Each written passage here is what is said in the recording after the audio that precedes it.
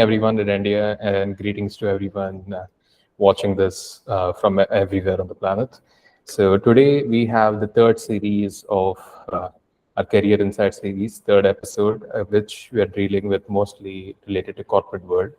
And the session is currently called Corporate Souls because each one of them here have decided to finally end up and proceed their career in corporate. So, with no further ado, we have various set of skill sets here. We have various set of batches here with different experiences. We'll deal into each and every one of them to understand how we can we can take inspiration from them and wisdom from them to pave our paths for the future. So with that, we'll start off with Naveena. Naveena is a EEE 2021 graduate who then continued on to complete her master's in industrial management at UMass Amherst and currently is a product supervisor at Luxottica. So hi, Naveena. Hi, thank you so much for giving this opportunity to share my career experiences. I think it's a great tool for everybody who is trying to get into either higher studies or just into a corporate world. I think this is a great tool. Thank you, Naveena. So with that, we would just like to ask you to proceed with the very first thing is knowing your experience as to how your transition was from bachelor's all the way to now working at Luxottica. Luxottica is one of the largest companies out there, and it's really happy to see that our alumni is doing extremely great there. So we just want to know how was your transition from here? Yes, yeah, definitely. So I graduated in 2021 from NIT Andhra Pradesh, and I went to get my master's in 2021 as well. So right after my bachelor's, I went to pursue my master's in engineering management from University of Massachusetts Amherst.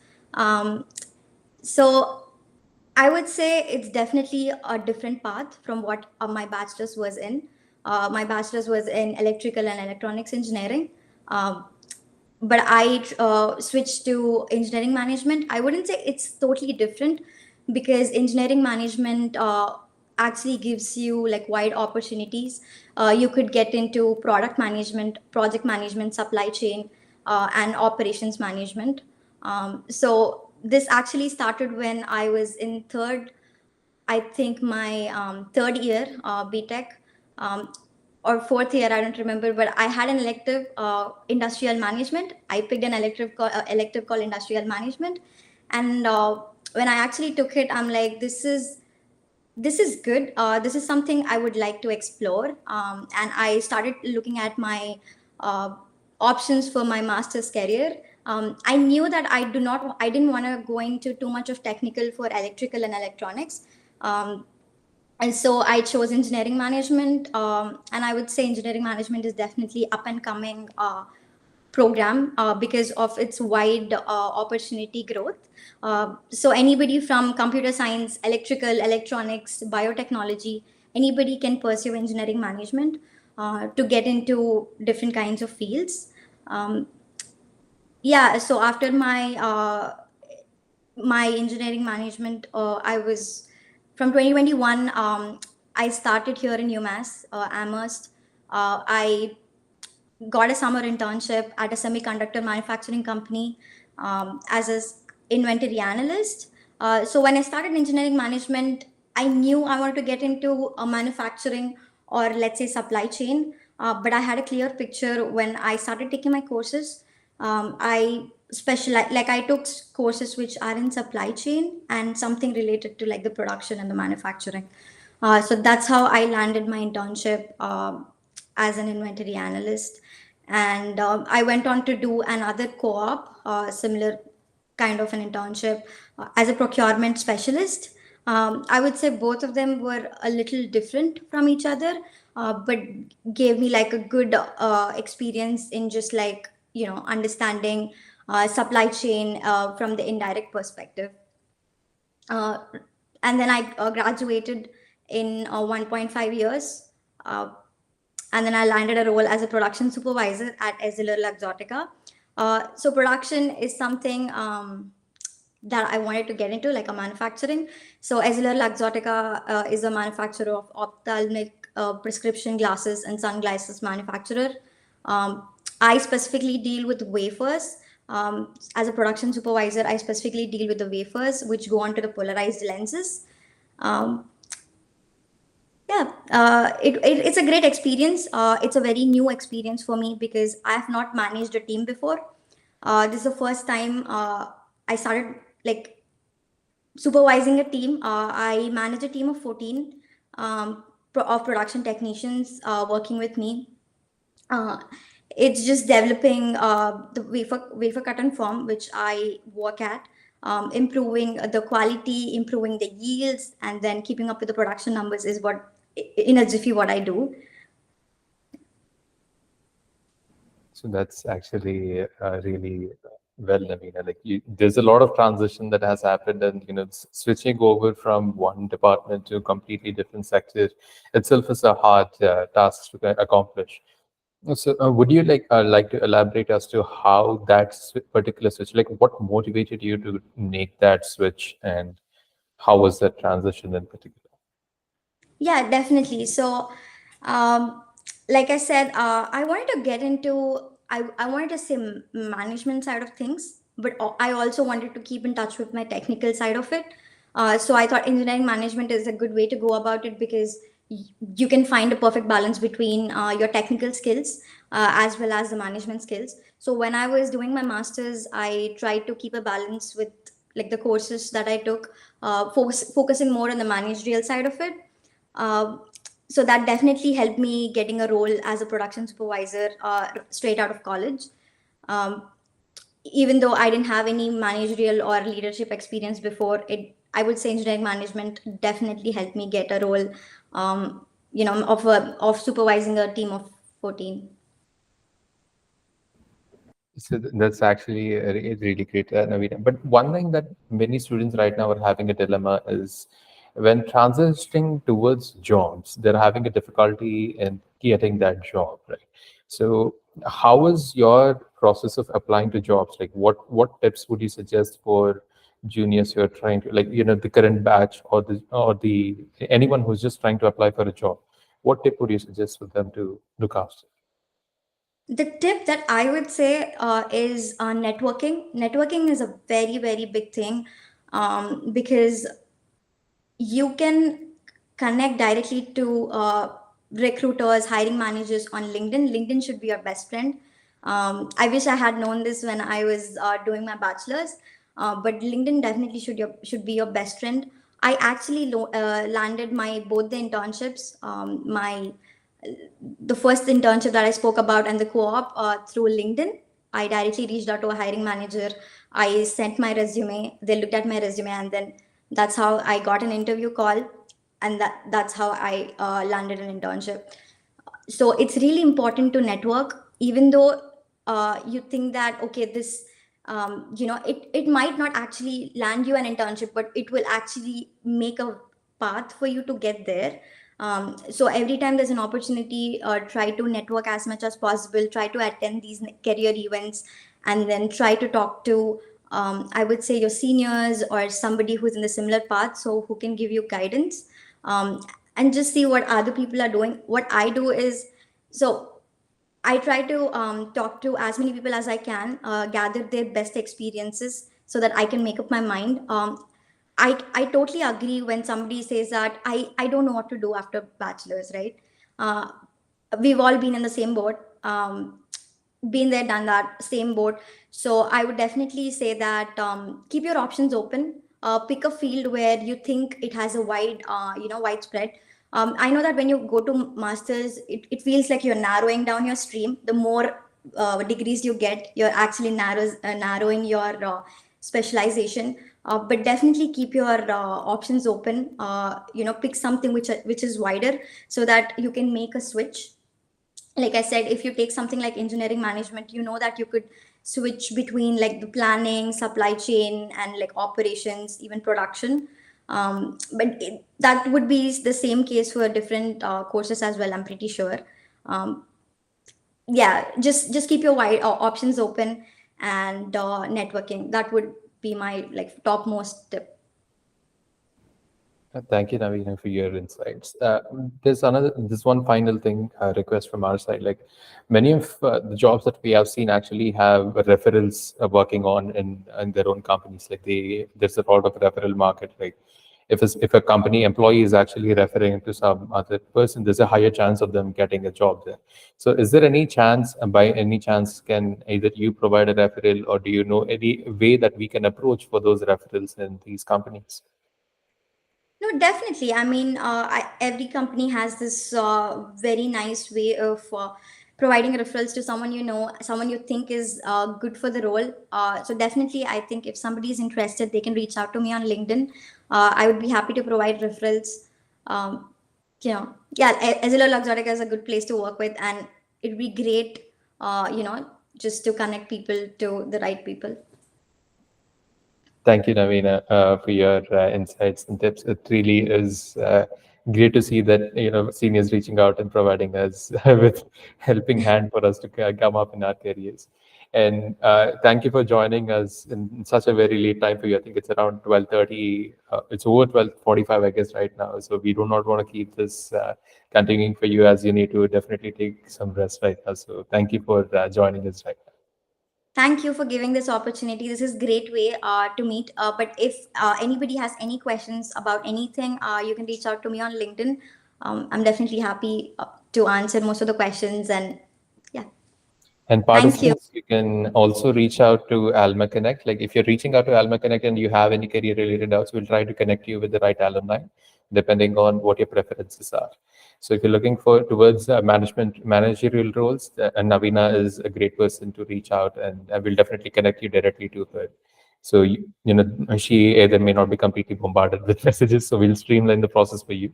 And this is a good way for you to connect through alumni. So thank you, Naveena, for joining us today. Thank you. So with that, we'll be proceeding forward with our next person. He is kind of like a superstar in NIT right now, as many people do know him and take him as an inspiration for getting in to any corporate. So he was the first person to actually beat the 40 LPA marking in NIT Andhra, and he is none other than Ketan Bansal. He within just 2 years of graduation, he graduated in 2022 from CSE, and within 2 years of graduation, he right now is the working as the vice president of technology at Skylark. So, hi, Ketan. Yeah, hi. Hi. So thank you for the kind words. Really, it was and it has been a great journey. So I'm happy to talk about it. There were a lot of milestones, there were a lot of breakdowns, all of that. So I believe there are a lot of things that you people should know while you're applying for a job and trying to get into the market, because it's not like you are mentioning that there was a recession and there are some problems. So I'm definitely here to talk about them. But according to me, currently, like for the next 2 months, the market is going to be positive. So I'll tell you more about that, how to approach those right opportunities, things like that, all just in time. Yeah. Thank you, Ketan. Like this actually sets it much more easier for me to even proceed with, as you are in the market and you know the market right now, and you're also hiring for Skylark. Yes. So the first off we'll try to begin with is by asking, what is Skylark, as many people may not be Yeah. aware of it, and what motivated you to proceed towards getting a job at Skylark? Okay. So, hey everyone. So, a lot of people are streaming. So, first thing I would try to say is that everyone here who has been through an NIT should feel proud about. If they are going through it right now, they might not get a very good feeling, because I have been there. I have been in NIT AP, and we think that NIT AP campus, a lot of things are there. But I have been to other NITs. Recently, I went to NIT Rourkela and IIT BHU. There are a lot of things about different NITs and IITs as well, which might look pretty from outside, but all of them are in the same boat, more or less. It's all about the students, the culture that we try to keep up. This AlmaConnect is one of the good culture that we are trying to bring in and incorporate in NITAP. So definitely things are happening. A bit of ML AI culture would be very good, a bit of development culture will be very good. So with all of that, uh, I think there are a lot of good things to be happening. Now talking about Skylark Labs. So Skylark Labs started almost like 4 to 5 years ago. We are a defense contracting company who have a lot of projects in US, India, and Australia. These contracts are with Indian Army, Indian Navy, and Indian Air Force in India, and similar defense organizations. For US, the same escalates to US Navy, US Army. Australia, we are just trying to penetrate into because we opened the Australian market like 4 months ago. I'll be personally flying down just next month, 1st of November, to set up the entire office. I'll be there for a month. So if anyone has any connection or anything in Australia who want to meet up, because I know a lot of alumni are in Australia, so it will be very good to meet there. So someone from my batch is also there. So like I'll be meeting them also. So these defense contracts are not easy to get. So over the last 4 years, when I have been at Skylark Labs, we have been actively approaching to different organizations, understanding the market, what actually happens in defense industry, what are their pain points, what are the problems they want to be solved, and what are the problems they don't recognize are needed to be solved. So we put all of this in a single bottle and we serve it as a solution to their problem statement. Okay, and then we go through a phase where we take our sweet time, that is 6 months to a year. We develop the solution for them and then we go ahead with the uh, contract. So that is something about Skylark Labs. We do have a lot of product lines and commercial as well. So anyone and everyone who wishes to join at Skylark Labs will have a great exposure in commercial as well as defense sector. Based on your understanding, based on how you feel about a particular domain, it will be very helpful. And talking about hiring at Skylark Labs, we recently covered like 15 to 20 IITs and NITs around the around India. I personally went to few of them. I visited their campus, took the interview rounds, all of that, and we are still hiring. The hiring round hasn't been completed yet. I'm not sure if NIT AP is on the list, but definitely all the NITs and IITs are on the list. So I'll just check up with them what the number is, which month we'll be coming on to. So things like that. Yeah. So Ketan, like, thank you for actually putting our NIT2 on the map right now. And we just want to know more about the openings that are there in ML and AI realms. Many people right now, when they think about computer science, they're either going for complete development oriented or they're going for either AI, ML.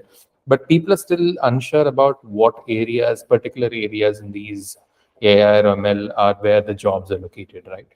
So if you can just provide us a little more insights as to what kind of skill set do we need to develop from our side for getting a job in, let us say, Skylark itself. Okay. So I'll speak more in general and Skylark fits somewhere in the middle. So I'll tell generally what AI and ML market is about right now and then the development market. So development market is actually booming right now because now there was a peak when AI and ML were everywhere. So people have done their research. Now it's time for them to implement it. So they are looking for software development engineers to put their AI and ML ideas together. So for the next 2 months, SDE market is on the rush. They are looking to hire as many SDE software development engineers as they can because they have an idea, they have a business plan as well. They just don't have the software or the skills to get the software out to the right people. So there are a lot of software requirements. So coming to SDE role, you will be required to be proficient in one side, either front end or back end. Now let's say if you have picked front end, then you need to focus particularly on a particular tech stack. Let's say I choose React JS as my tech stack, so you should know everything about it because we might think that okay, all the coding DSA and all of that competitive coding will really help a lot, but at the end if you want to get jobs off the campus, then you would require some of the development skills. So that's where front end and back end skills come into play. And in that also, if you can particularly focus on one of the tech stack, React JS has been a very popular tech stack given it is very easy to use. There are certain things in that which I particularly like and which industry standards are also, industry people are also liking. So a lot of people are inclined towards that. So I am particularly speaking from Skylark Lab. So we hire people who are proficient at React JS and there are multiple tech stacks that you can focus on. So if you have implemented projects or working ideas that you have implemented through these tech stacks, a company would be happy to hire you. Coming to backend, we follow a Django Python backend. So again, since we are a AI ML company, and a lot of AI ML companies use Python as their backend because it's really easy for them to directly use the models, use the inference pipelines, all of that into their backend. So if you are proficient, or if you have worked on projects, deployments in Python Django backend, then it would be a good start for any company other than us also, because a lot of companies follow that. Then companies follow other backend tech stack as well. So if you are proficient in just one, and let's say you have implemented two projects from the scratch, and you have a good understanding and you can explain. Let's say if I just start an interview right now and I ask you anything about the technology, the basics, starting from very specific questions: why did you choose the tech stack, what motivated you to choose, did you explore other tech stack and finally conclude on this tech stack, and then what are your projects, what are the challenges you faced while executing that project, right? Because all these questions will clearly point out that you have particularly invested your time into knowing this tech stack, rather than just copy pasting a code or something like that. So yeah, and coming to AI and ML side of things, so we speak of AI in a very general way, but AI has a subset of machine learning. In machine learning, we have a subset of deep learning, and in deep learning, we have computer vision and NLP. NLP jobs are hard to get because there are hard to find opportunities. But again, NLP has a lot of money. People are willing to pay a lot for NLP roles. But considering it is time consuming to get a job and all of that, I'll still suggest that computer vision is something that I believe more than 100 plus companies in India are currently hiring for computer vision roles. If you specifically search on LinkedIn, computer vision engineer or CV engineer or senior CV engineer, machine learning engineer, all of that will have a component of computer vision in it. So when you focus particularly on computer vision, in that also object detection, object recognition, face recognition, all of these are the baseline of everything. It might seem funny that okay, object recognition, I just saw object detection, I just saw that there are a lot of things. This is actually the baseline where you start. You get yourself handy to how a computer network, a CNN work, and you start with it. And what fascinates me the most is how easily it can detect the object, and then I go and take a deep dive into how it happened. Okay, so all of that basically points me out that okay, yeah, this is something interesting, something amazing. Now what can I do to convert this into a product? That's where product roles come into the company.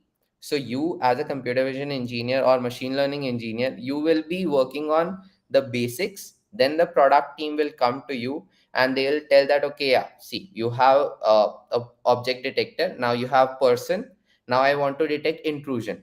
If any person comes inside my building, I want to know that okay, yeah, a person has been detected, and then I want to alert the client. Now it seems simple. Now what about night condition? Now what about when the weather is bad? All of that. So this just, there's a large breadth to all of these problem statements, which only you'll experience once you start your deployment or start working with a company who's actually looking at product seriously. Okay, and then you will get hooked onto this computer vision role or machine learning role. So as a good start, you just need to know the basics. You just need to implement the computer vision, implement NLP, both, because I know certain people who are more inclined towards NLP, and just because words are more interesting to them than images. It's hard to understand images because at the end it's just pixels and everything. Text still move around. So yeah, that's about it. Thank you, Ketan, for your take on ML and the job market. Like, there definitely one thing was unsure for us, that was the job market for developer roles. We have actually not seen much of a developer market outside, so we were under the presumption that there are very less developer jobs, and many people are actually moving towards ML implementations, thinking that that only may be the future. So thank you for clearing out those doubts. Both are open, but I would still suggest that SDE roles are pretty much available. The reason for them is, if you are, let's say, tomorrow if you are applying for Skylark Labs, we will look at computer vision more, and we'll look a bit of NLP as well. But if you come from a development background and you have a generic tech stack, or if you have knowledge of one tech stack, which a lot of companies follow, so that basically narrows down. We don't want to, particularly look at that. Basically broadens your idea, broadens your possibilities of getting the role. We don't want a specific machine learning knowledge. We just want a general tech stack knowledge. So that opens up a lot of job roles for you actually in SDE. Yeah, but they are a bit hard to get. You need to really find, like Naveena put it out, that you need to be at LinkedIn. You need to, continuously search people, connect with them, send them the things that, okay, yeah, this is what I'm working on, this is my resume. I think this is about your company, and I have done a similar project in your domain. Just drop a image, drop something, whatever you can do. Just try to make it relevant for the person, so that the person just stops there for a minute. Yeah. So coming to that itself, when you're trying to look out for jobs, there are different ways that we are actually trying to get them, right? The first one being direct application through the company portal itself, which I think has very few chances of us getting selected. Yeah. And so we just want to know a little more about referrals, and the process that we heard till now is basically an employee who generally gives a referral saying that this person is actually good enough to work. That makes the process a little easier for a person to get a job, or and even for the company to hire as well. Yeah. So in that procedure, like, could you just explain, like, what is the process for us to look out for referrals, and also would you be able to provide any referrals for our students So right now? coming to the reference thing, so what I just told about, that if you approach a person, send them what you are doing, what you are about, and how relevant your experience has been to the company, I am more than inclined towards giving you a shot.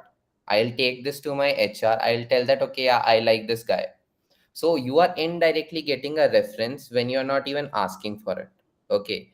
And when it comes to big companies, all the Mang, Fang, whatever we are calling right now, those companies, if you're asking for a reference, the person will blindly give it to you. Okay, I see you are from NIT, IIT, just take this reference. Okay. And then you enter into a big pipeline of opportunities. There is still a chance, but when it comes to serious companies or hiring at a large scale, reference works, but at a much lower pace, at a much lower value than we might think. Because when I was working towards a internship at my time, it was really difficult to get referrals.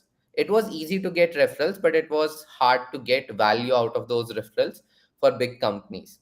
So that was a shock for me as well at the time. And over the time, I have seen that getting the value out of a referral in big companies is difficult, rather than in small companies, where you show that, okay, what you're doing is something that they might be interested in, or they are already interested in.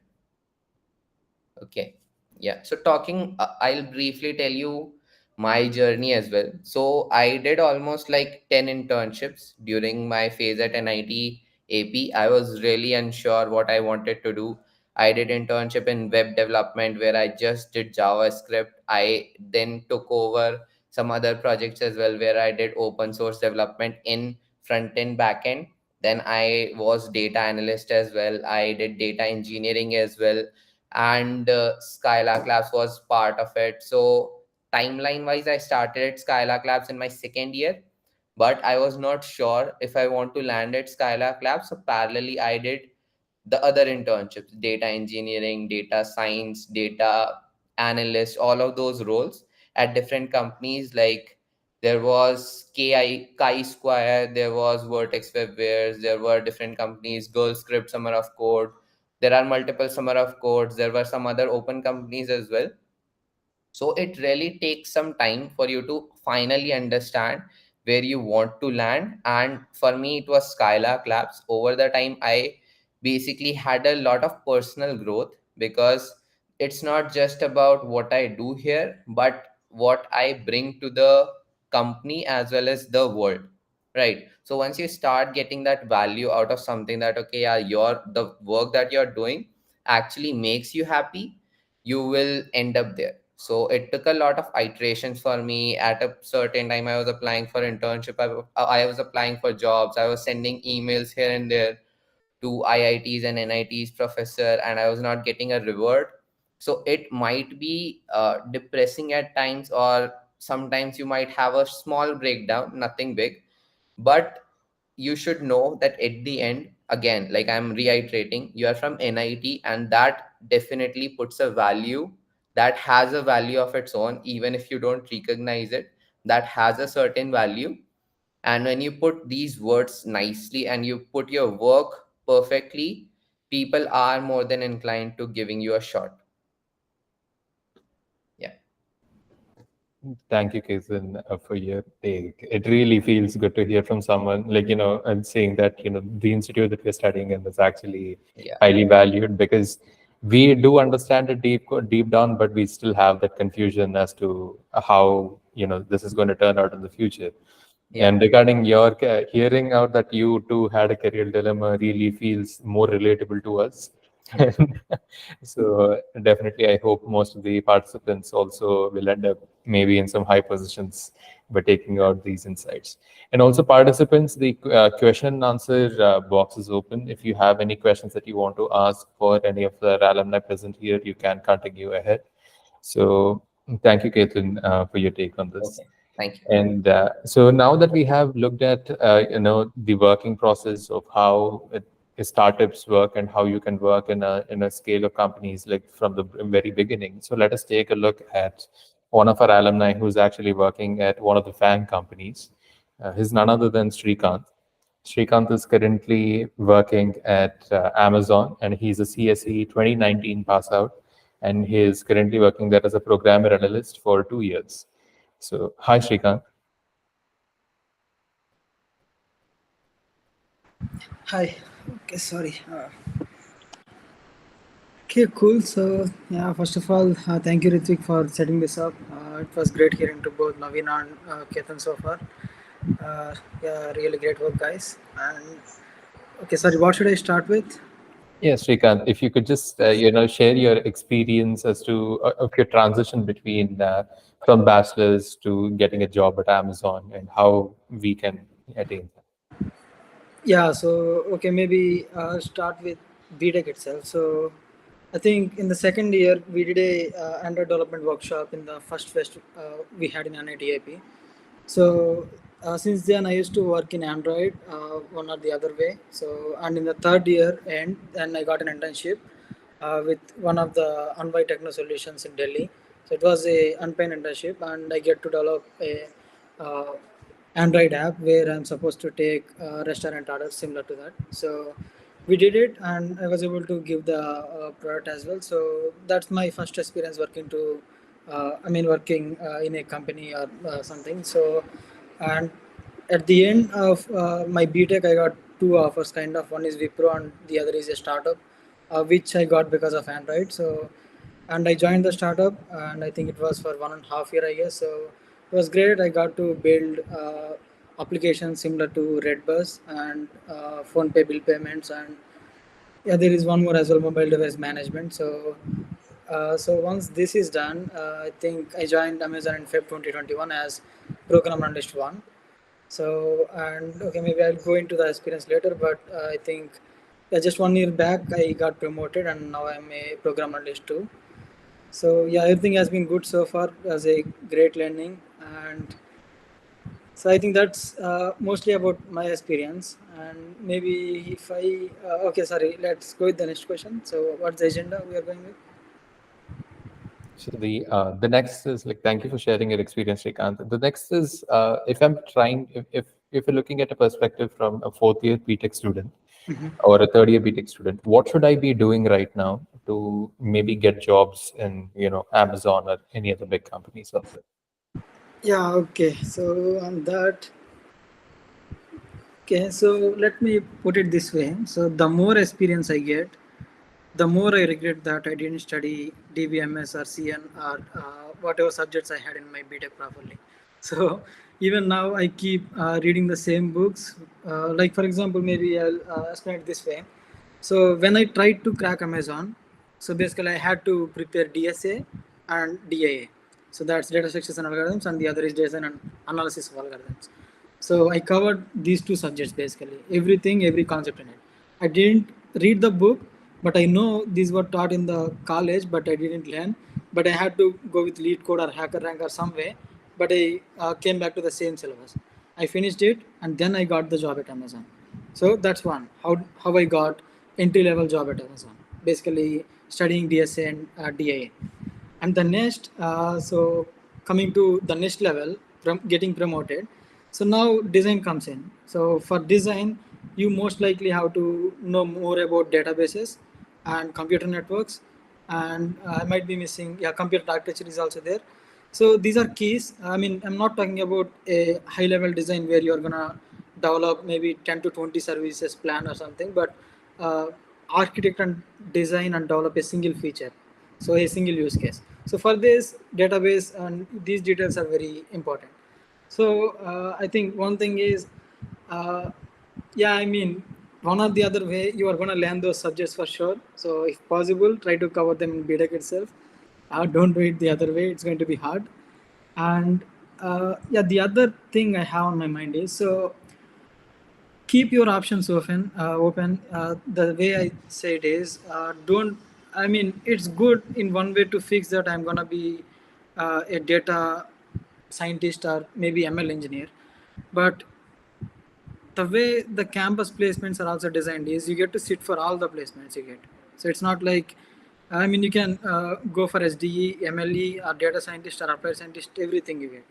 So I would say don't, I mean, maybe in my opinion, BTech graduates don't have enough experience or don't have to fix on a specific tech stack and probably limit their opportunities, because that happens when you get experience. Like for example, when I say it, I had 2 years of my experience in Android. So the chances of me getting any other roles other than Android after 2 years is very less. So maybe this happens for sure for everyone once you go more into your career, but don't do it to yourselves right at fourth year itself.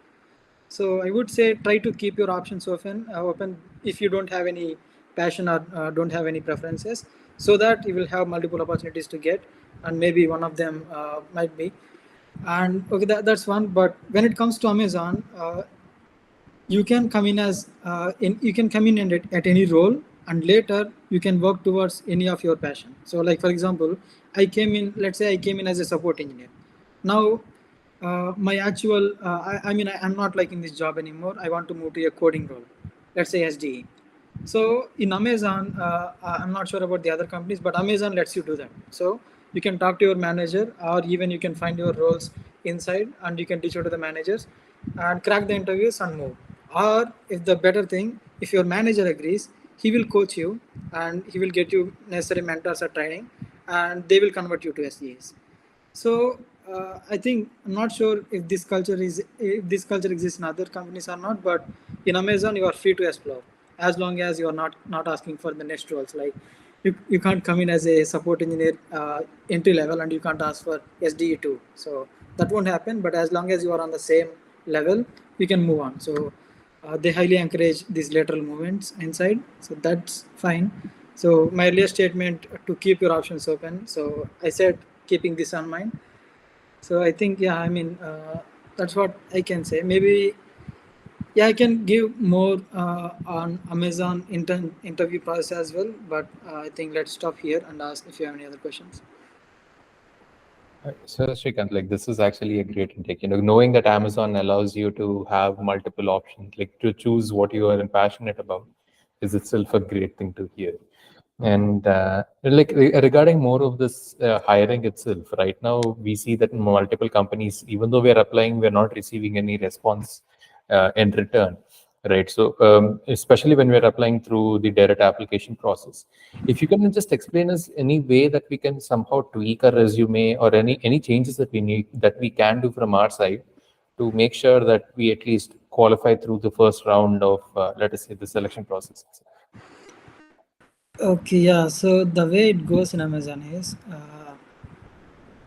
yeah, maybe I'll be too open. So the best thing we as a internal employee can do is take your resume and directly mail it to the hiring manager. So let's say one of my friend comes to me and shares that, hey, I'm interested in this position, this is my resume, please refer.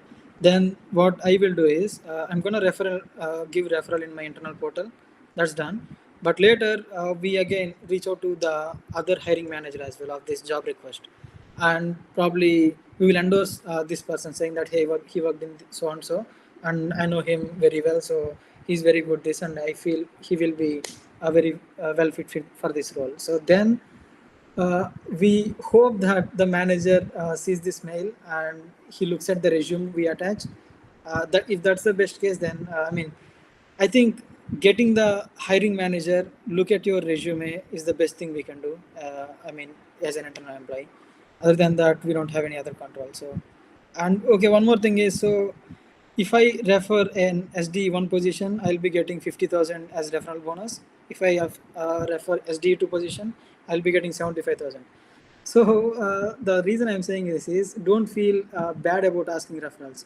It's not like they are doing you a favor. So it's mutual, and we are going to help you, and we are going to get something for it as well. But this is in Amazon. I'm not sure about others. So feel free to ask any Amazonian about referral. They will be very happy to give you. Thank you, Srikanth, for this intake. So with that, we just one final question. Would you be giving referrals to our college students if any one of us approached you? Sure. Okay. I didn't past. I'm happy to do it now as well. No worries. Also, yeah, other than the Amazon, when I used to uh, do this job hunting, when I wanted to move after my first company, so one thing I used to do was go to LinkedIn and search for your role space referral and find the post related to it. So pick the last 1 month filter or something. Then you will see everyone who posted saying that DM for referral or something for specific role. So that's what I used to do, and I used to connect to them, and I used to send them my resume and uh, give my interested job ID. Then I used to get referrals. So this worked for me. Yeah, please try that out as well. Thank you, Srikanth. This is one feature which I think many of us actually are not aware of, and we'll definitely start using LinkedIn in a very different way from now on. So thank you for that tip, and we'll definitely start applying, looking out for referrals out and looking for that process itself. And so, Srikanth, finally, there's just one small question that we want to ask you. That is, if you were assuming that you were back in your BTech, like you already spoke about technologies like databases and computer networks, which would have helped. Is there anything else that if you're back in BTech, if you knew this particular concept or this particular way of working, would that assist us in future? Yeah, I mean, I wouldn't say the way of working because you don't get that until you start working. But maybe, yeah, if there is one thing I would have done better, I should have started lead code early. So there are other competitive platforms as well, like CodeChef and the others, where they hide test cases in my days. It was very tough to solve. So that kind of looked like a competition, not learning. It was tough to learn actually. So I would suggest using lead code because they don't have hidden test cases. So whenever your solution fails, they will show it to you and you can improve. And there is discussions as well for every lead code question. If you are not getting it, don't waste more time. So just go to discussions, find the solution, understand it, and do it yourselves. Maybe if you are feeling like I'm just looking at solutions and copying, maybe come back 2 or 3 days later and try to solve the same problem. So what I would say is you have the subjects, but along with it, try to do lead code because I know that's one thing for sure that's going to get you to Amazon if you are better at it. Because all that Amazon looks in the new grad says first online coding competition, you'll get 2 problems for 90 minutes. You should solve it in 90 minutes. Then you will get the interview on-site loop. So it will be 4 rounds. 3 rounds out of 4, they will be asking about coding only. So all DSA. If it is a medium lead code question, you are supposed to solve it in 20 minutes or 25. Basically, we have some maybe it depends on interviewer as well. So if it is a 1 hour interview, let's leave 5 minutes for intro and 5 minutes for the last questions. So you are left with 50 minutes. and in 50 minutes you are supposed to solve maybe 2 lead code medium problems or 1 lead code hard problem. So allocate accordingly. And when I used to prepare, I used to set a timer for my lead code questions. If it is medium, I try to solve it with all the test cases in maybe 25 minutes. So if it is done, then great. Or else it's fine as well because you are preparing. So that's something I used to prepare for, so that I will be able to. I mean, I'll perform good in my interviews. And the third one, finally, is hiring manager. They will ask about any one of the computer science subject, maybe computer networks or uh, computer architecture or databases, or if best case they might again ask about DSL as well. So if it is Amazon, if you are preparing for Amazon, this is my suggestion. Maybe concentrate on lead code along with your subjects in CSC. Thank you, Srikanth, for spending this time. Even though you have a very busy schedule, you still opted to spend this extra time and suggest us through these processes. Thanks a lot for this, Srikanth. Yeah, no worries. So with that, we'll be proceeding forward with an alumni of ours who's civil 2019 pass out. Now, his name's Pranav. Pranav is actually very exceptional when it comes to education because he completed a civil engineering in 2019, and then proceeded on for HR management in IIT Kharagpur, and then now is currently a recruiter at Hexaware. So, hi, Pranav. Hello, hi. How are you doing? I hope you are with Uh, me. Yes, I'm Ritvik, Pranav. So it's great to meet you, and it's great to meet you here. And so thank you for joining us today. Spending time out of your busy schedule to explain us about the process. It's always a privilege to give our time with our alumni, students, and my own institute that it has brought me over here. Thank you, Pranav, for this. So It's not like an extra pain, but it's like a more like an extra pleasure for me today. that's really great to hear. So with that, Pranav, we just want to know, the first thing that we want to know is your transition from BTech. So from BTech, you went to IIT Kharagpur for HR management, and then later you went to join Hexaware. So we just want to know how your experience was in this overall.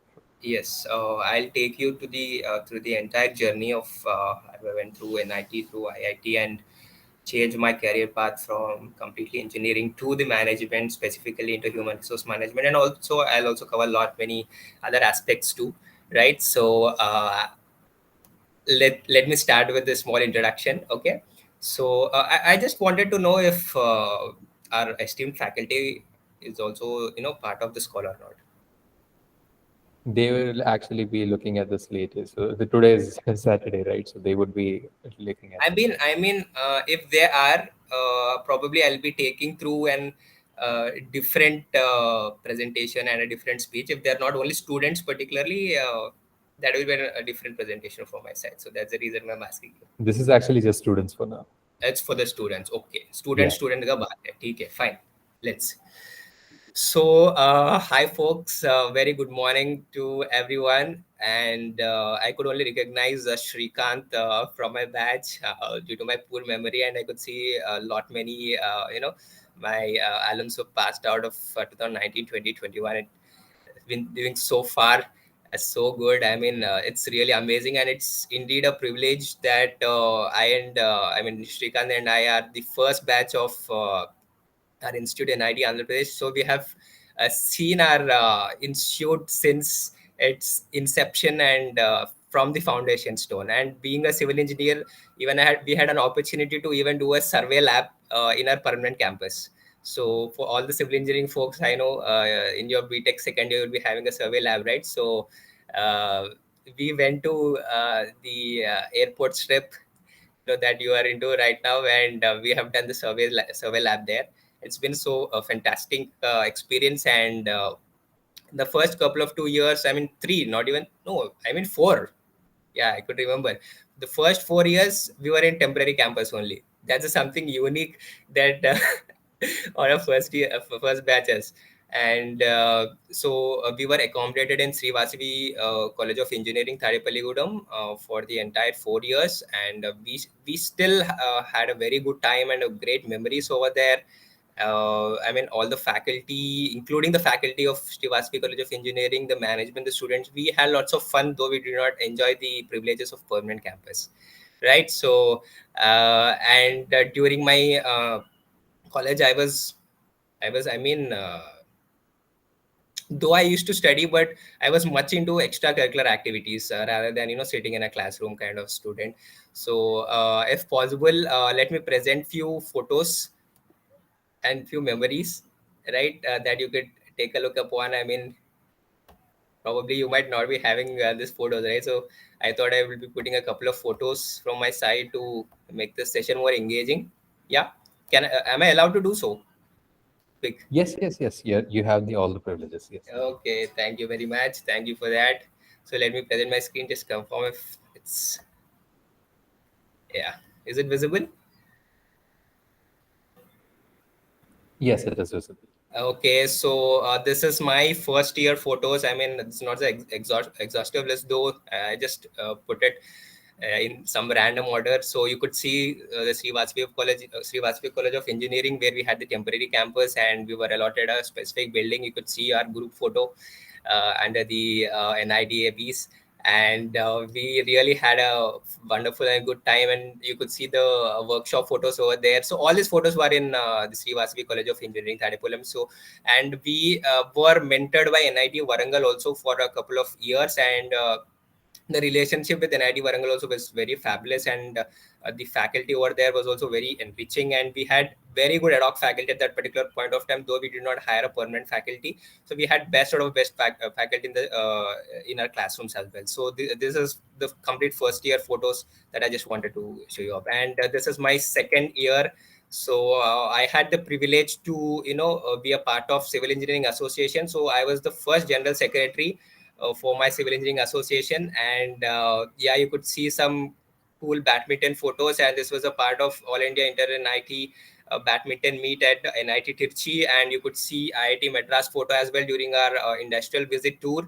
And I hope you recognize him even today. He is my favorite faculty even today, is Professor T. Karthikeyan Sharma, and he's right now the training and placement coordinator.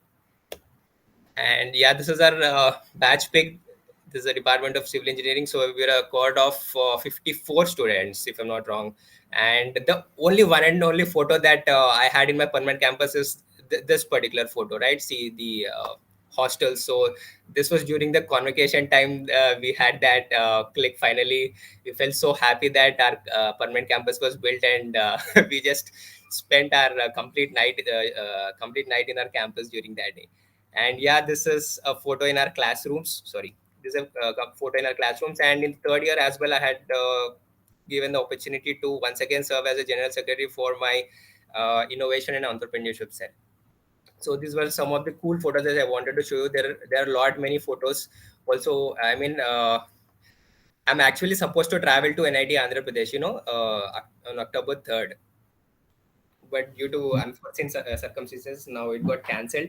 Fine, that's completely fine. Now coming back to my journey, and as I told you, like I'm a civil engineering graduate, and the surprising thing is, see, we were the first batch, right? And the first company to visit for the placements is L&T. Okay, in 2019. So 2018 or 19, academic year 2018-19, the final year. So the first company was L&T, and then I was the first candidate to get interviewed, and I was the first candidate to get selected in our batch. So everything happened first.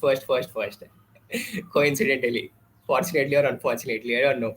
So it's always a lifetime memory that I really cherish. And yeah, then once I converted the LNT drive, and I've completed my all the final sem exams very cool and relaxed way, because नौकरी तो मिल गया अभी क्या चाहिए, मतलब you're completely having fun, right? So then later good days are completed, the student life is done, and now I entered into the corporate world, and joined Last and Two Pro in its construction domain only. So I've served there for 7 months, and then switched to a startup construction company once again as an assistant manager, and in Hyderabad. So it was more like a techno functional role, and also a slight of managerial aspect. So it was my always my keen interest to pursue my further studies in management, even during my BTech as well. So then I thought couple of years of corporate experience would be a uh, I mean, will give an edge, right? So that the campus to corporate transition, all that would happen. So I thought I gave myself 24 months to explore the corporate world, and then I thought it was the right time to step into my management education. And I've given the CAT examination. I've cleared several IIMs and other prestigious institute. Having a keen interest towards human resource management, I had selected IIT Kharagpur, and I've pursued my MBA in HR. And during my HR journey, also I had worked and interned with several organizations, reputed organizations like Tata Power, Jain Irrigation, and many other companies as well. So I just wanted to add, even during my BTech also, I had three professional work experiences. I mean, I started my internship journey right after my first year. So right after my first year, during my summer vacation only, I have done my internship in L&T. Second year, I've done with the BCNA and company. Third year, I've done with Summer. So it's a consistent and continuous learning that we have, and that I believe that it gets to the consistency and we get focused to what we actually want to do. Yeah, if Ritik, you want to add something and you want to know more about anything specific, probably I can help No, Pranav, like it's actually great to hear your experience. And I can see the happiness in your face that you're connected back to the Yeah, institute. And indeed. Yeah. so yeah, just regarding that, it's like in your interest in HR actually made you get into IIT Kharagpur, and then later you continued on your experience, and now you're at Hexaware as a campus recruiter, right? So it's all actually really happy to see that it worked out the way that you wanted to. And Yes. surprisingly, we actually have Hexaware coming True, into our true. I campus. know. I know. I was supposed to travel to IT, I mean NIT Andhra Pradesh on October 3rd for the campus drive, right, for our final year BTech students. So now it is a virtual drive. Like, let's see, like, possibly maybe next academic year, I'll be in the campus. Let's hope the best.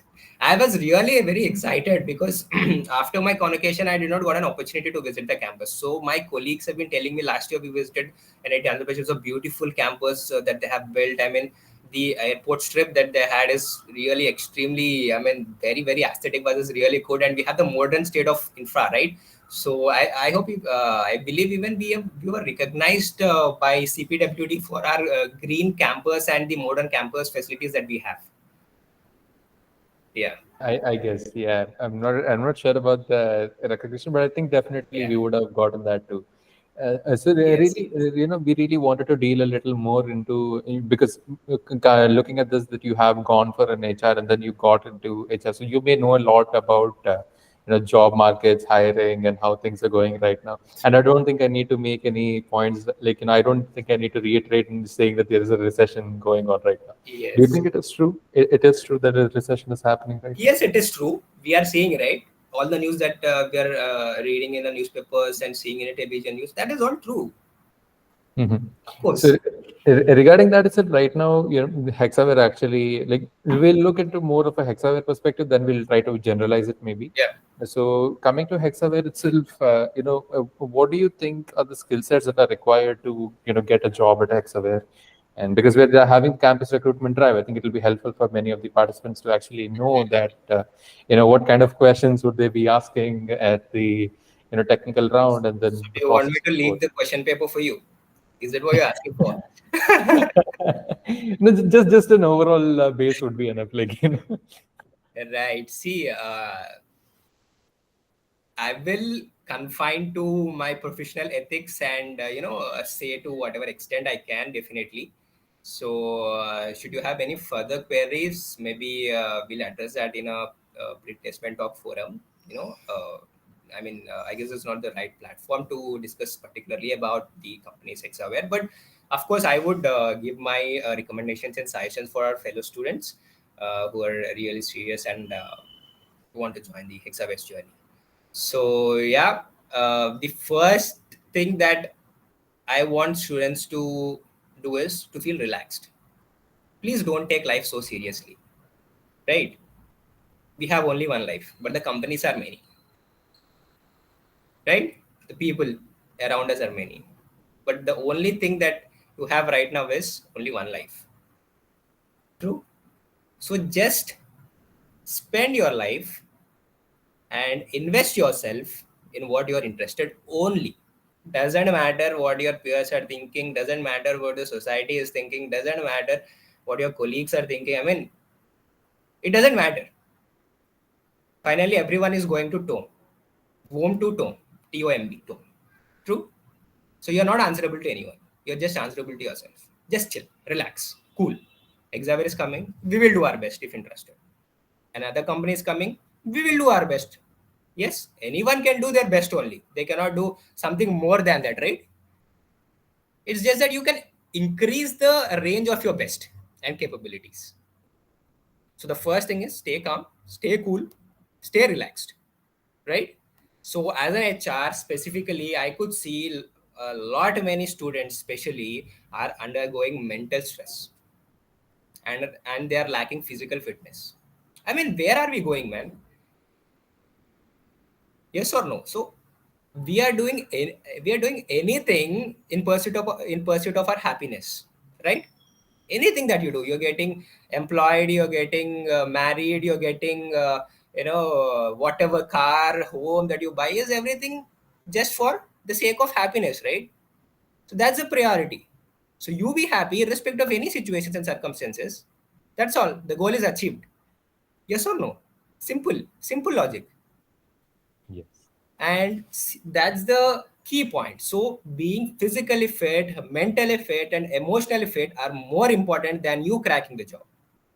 I mean, if these three are already intact with you and already with you, there are many companies that are ready to offer you the job. It should be the other ways. Companies have to come and search for so and so candidate is doing extremely well. I mean, it's something unique and is completely fit. We call, person job fit, we call it. The organizational cultural fit, the candidate that we want. So we are looking for such kind of candidates who are very aspirational and who want to continue their corporate journey with any company for that matter. It doesn't matter. Not only Hexaware. Yes or no? Yes. Simple thing. And coming to the next points, you will have to be, as a fresher especially, all of you should be very flexible, very agile in terms of your mental state.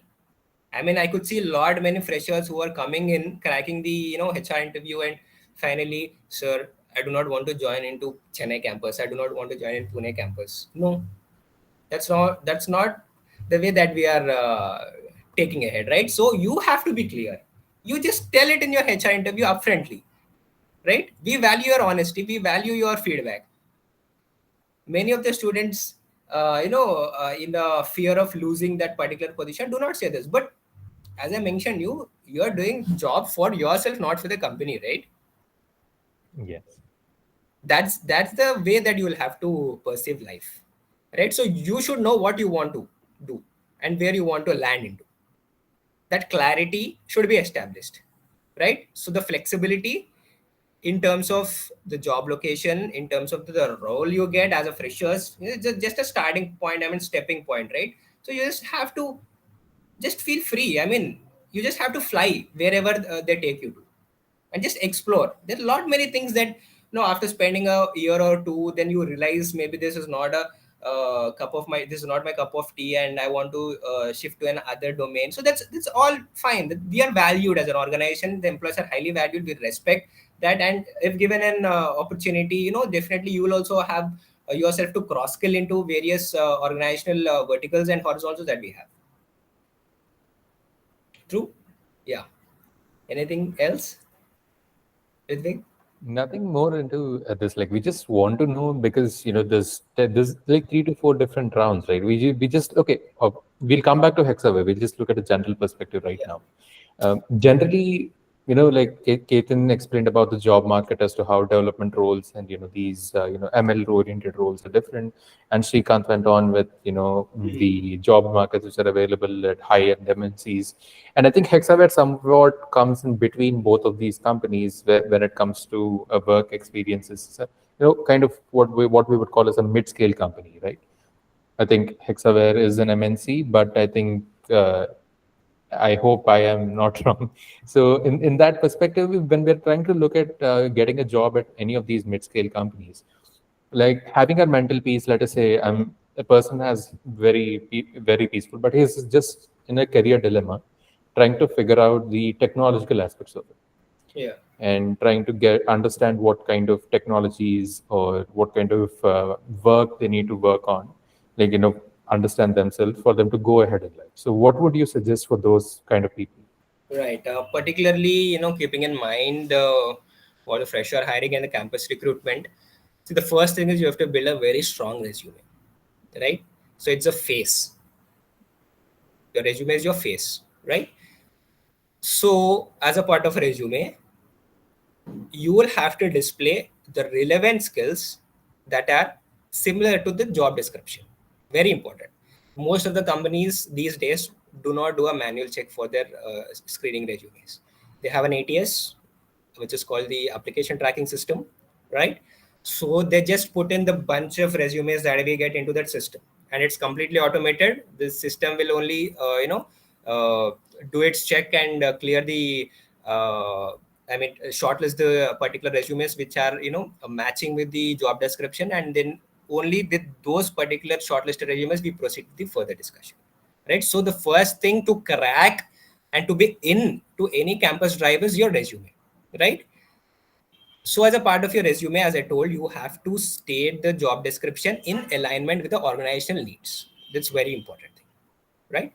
Second thing, you will have to state your extracurricular activities, correct, and your projects, your internships. Cool. And what is your take on yourself? A personal note. Why do you want to join so and so organization? Yeah, just a two-liner or three-liner would suffice, not more than that. So these are the very key important aspects of a resume. So once you clear the resume stage, then you will have maybe aptitude, technical assessments, communication assessment, right? So you need to have a decent quant. I mean, we are in NIT. I mean, most of us easily clear the quant aptitude session. It's not a big deal. And then followed by a communication. So you will need to have a decent grammatical articulation and English to clear the verbal. And the third thing is, of course, specifically for the IT sector, it is the technical knowledge and the domain expertise that you have. So the coding, the programming that you do, and the the consistency that you have in your programming. See, it's gonna be a stipulated amount of time. It's gonna be only 1 hour or 2 hours test for you. So you have to deliver your best at that moment. So how will you do that? The only step is you have to do it consistently over a period of time. Regular practice, not a one day, just going through your books and doing a 1 day or 2 days prior coding would not bring you anywhere. So it's your passion to join the organization, right? So it's your goal. So you have to do your best to reach that particular goal. So you need to have a consistent effort over a period of time. I mean, from the second and third year itself, you need to dedicate your time to what you want to actually achieve and target those specific companies. And then once you clear those assessments, you will have a interview. So the attitude is tested there, right? Especially in HR interview, we see we look into how the candidate can serve the organization needs, and is he really willing to work with a specific company in its long term. See, as an organization, any organization for that matter, they celebrate their longevity. They do not want any employees to just come and experience and get training and just get shifted to another company, right? Though employees do it, that's the other way. As an organization, at least you will have to display to your HR that yes, I want to continue in this particular organization for a long period of time, and I would invest myself in upskilling, reskilling, and cross skilling myself, right, in this particular company, and doing a search, background search about the company, what they are into, what they are doing, about a session, who are their top leaders, what are the business verticals, what are the business horizontals, right? What is the company's revenue? What's the workforce, right? And what's their global presence? I mean, in how many countries they are present in? Who are their clients? All this information is open, and it is on their company's respective website. So you need to have a background research before attending these interviews. So these are the must dos that that any candidate who aspires to join in any organization for that matter.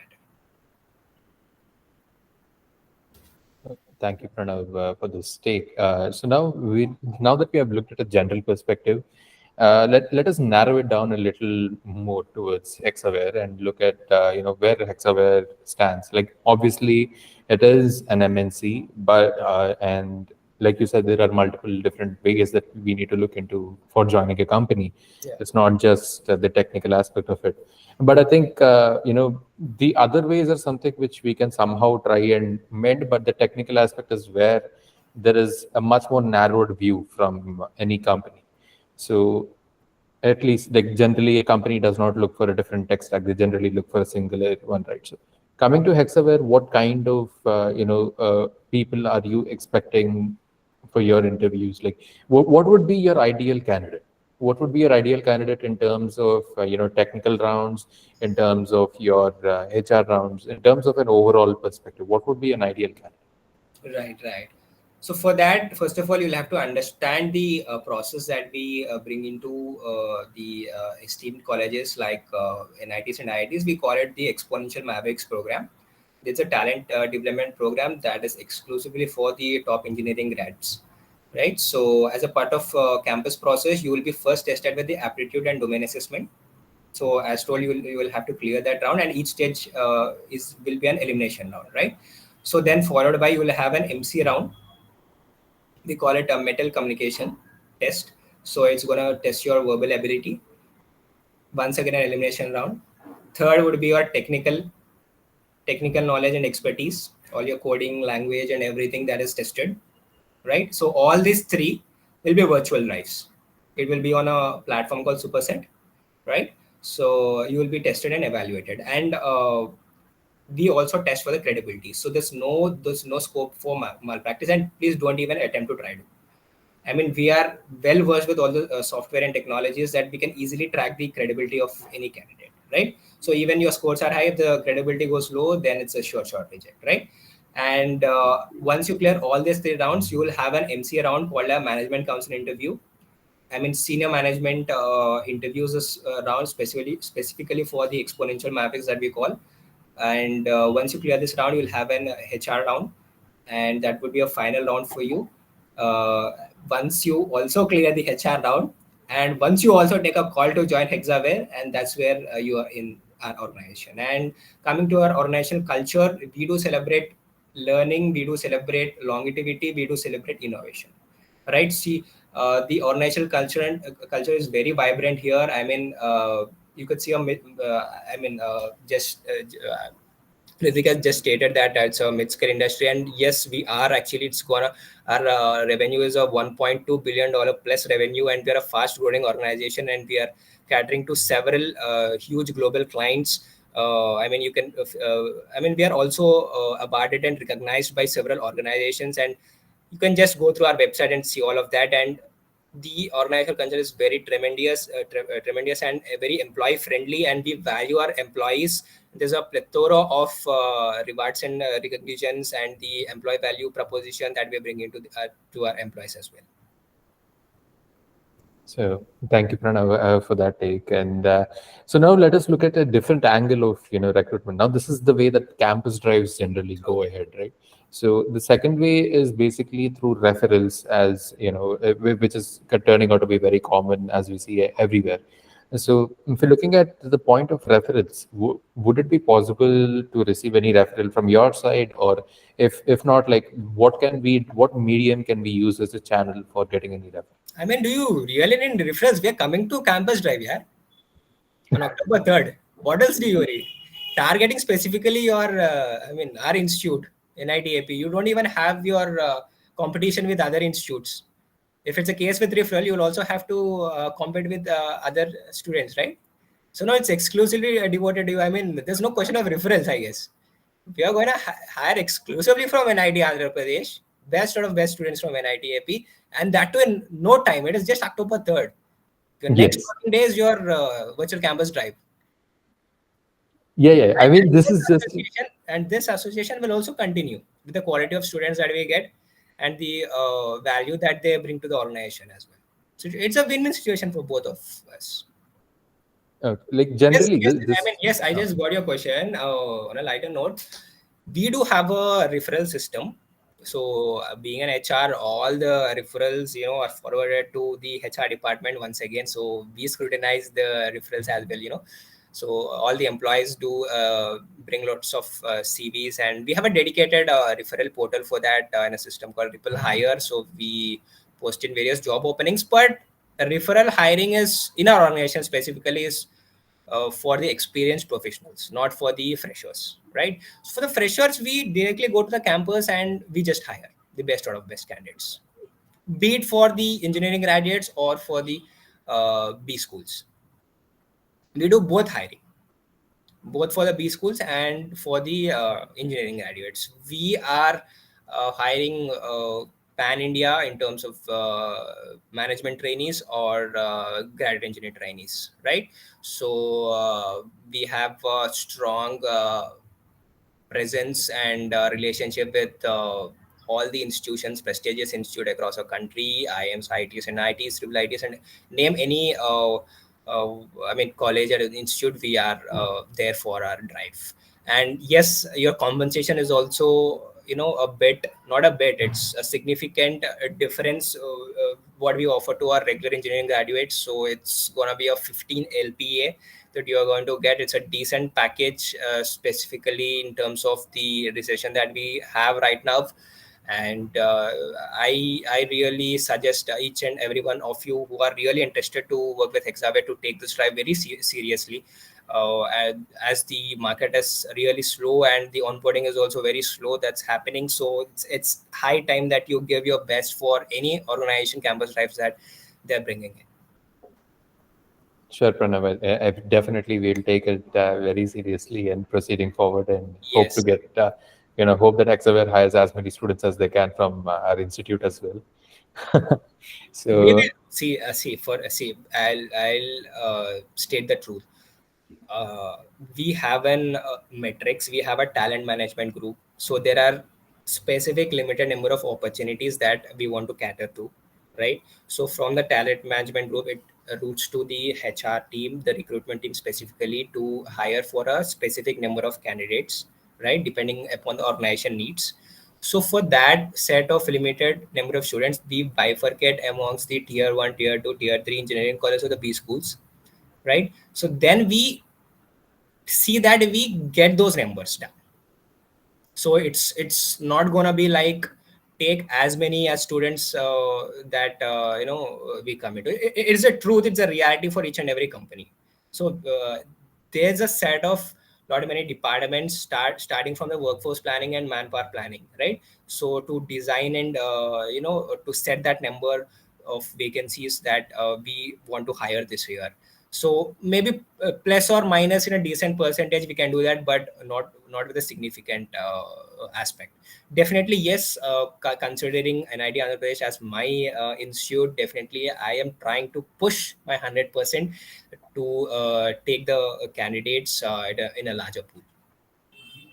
thank you, Pranav, for doing that. It really is extremely great to see that there's an assistance coming directly from our elements. Yeah. So with that, there's actually one audience. There are a couple of audience questions actually. The first one being how to prepare for Hexaware, as we're having recruitment on Monday. I think that was already answered.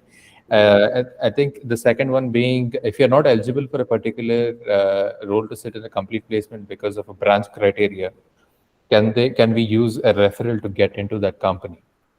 Like they're specifically talking in case of Hexaware. You mean like if you are a non-IT you belong to the non-IT graduation state? That's what. Yeah, I think that's what they meant here. So you are into non-IT and you want to get into an IT company. That's what the point is getting to, right? Yes, yes. See, we have a eligibility criteria for our campus drives or for any drives that we conduct. So for that, we generally do not consider the non-IT graduation stream, specifically like biotechnology, metallurgy, civil, mechanical. So for you to get into IT company in Hexaware is a bit difficult task as a fresher. So for that, you need to have a ample of experience in already IT sector. And I don't think as a fresher, I could see any opportunities that you can enter into. I mean, when it comes to the engineering aspects, when if you're a management graduate, I mean, irrespective of your background stream, we also consider them. But we are an IT company essentially, so we have our own protocols and eligibility criteria. So even through referral, also, I don't think there's any chance for them to enter into organization. Yeah, it's clear. I don't want to give a false hope for them. Okay. Thank you, Pranav. I think that actually clears up every single aspect that we really wanted to ask today. Yeah. And there were many people who were actually looking forward for this call, specifically for you, because this Hexaware, which is like you said, many people are actually quite tensed about this. My LinkedIn is completely flooded. Actually, it is flooded, and most of them are from NIT students. I mean, NIT Andhra Pradesh students. Sir, how do we prepare for Hexaware placement drive? Come on. I mean, I cannot individually pin them, so I thought this would be a right forum for them to answer. So I hope I have delivered your expectations, right? So I mean, as a part of conclusion, I just want to conclude. So no matter what I said, it's finally your call and your life to where you actually want to see yourself. It doesn't matter you want to enter into a corporate giant, or just give yourself time to start up a company or do your further education. It doesn't matter. You just have to take a call and stick to that. That's what is more important. You just feel relaxed, be calm, be composed, right? So there is nothing right or wrong in life. It's just the way you perceive and look things, right? So even if you are very keen in entering into some organization, but let's say you do not fit into the LGBT criteria, it doesn't matter. There are many organizations for that matter. Yeah, you just can clear it and you can come back and join your dream company. And I mean, you have to get yourself versed and trained irrespective of any situations. You are in a calm and composed state. Even if it is a recession, even if the market is boom, it doesn't matter. Even if your financial conditions crashes, it doesn't matter. Your state of mind, your emotional state, and your physical state should always be the high priority, because it is you. Finally, it is you, nothing else. Not the corporates, not your colleagues, not your parents, not your teachers. We value them, we respect them. That is all there. But finally, it is you, and it is only you for your whole complete life. Yes, so justify yourself. You don't have to justify anyone, Thank right? you, Pranav. I and think. and as an alum of NIT Andhra Pradesh, I would say that we already have a very good tag, right? The NIT tag that we have. So wherever you go, irrespective of any organization, irrespective of anything that you do in your future, the NIT tag is always attached to your collar. So you always carry the tag with you, right? So you don't need an introduction. You already set a benchmark for yourself, right? So that's a confidence, that's a positive attitude that you have to go ahead with the lives, right? So I'm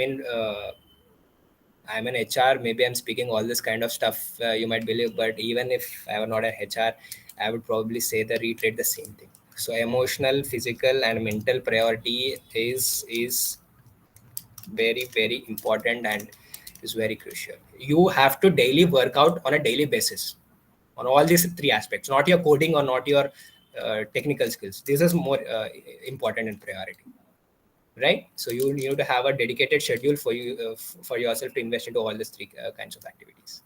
Yeah, so hope to see you all in the campus, probably not on October 3rd, but probably in the days to come. I'm really excited, and excited to even meet my best faculty out there. I really am very eager to interact with them, and of course the beautiful campus that we have.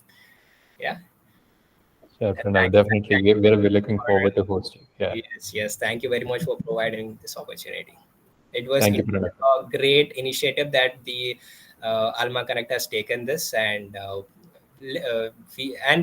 just to add on, I also worked as an alumni committee executive member in IIT Kharagpur during my B school, so I know how it feels. Connecting with alumni is always like a family, that the bond that we share, right? So, and congratulations to all my colleagues that they have joined this call. They're doing very really great, and hope they achieve more and more heights and success. And of course, the students of NIT Andhra Pradesh also do that, hoping for the best. Thank you, Pranav, for your insights. Like, really, it is, it had a high time that we actually look into, mental health, and thank you for giving this perspective Yes, into this. yes. Um, Thank you yeah. very much. With that, we'll now be proceeding forward with our next candidate here. That is with our next speaker, PVS and Subhash. Subhash needs no introduction, as many people here already know him for working in various communities and various clubs here, for being very active person here. He is an ECE graduate from 2023 and is currently a researcher at CDOT. Hi, Subhash. Thanks for the intro.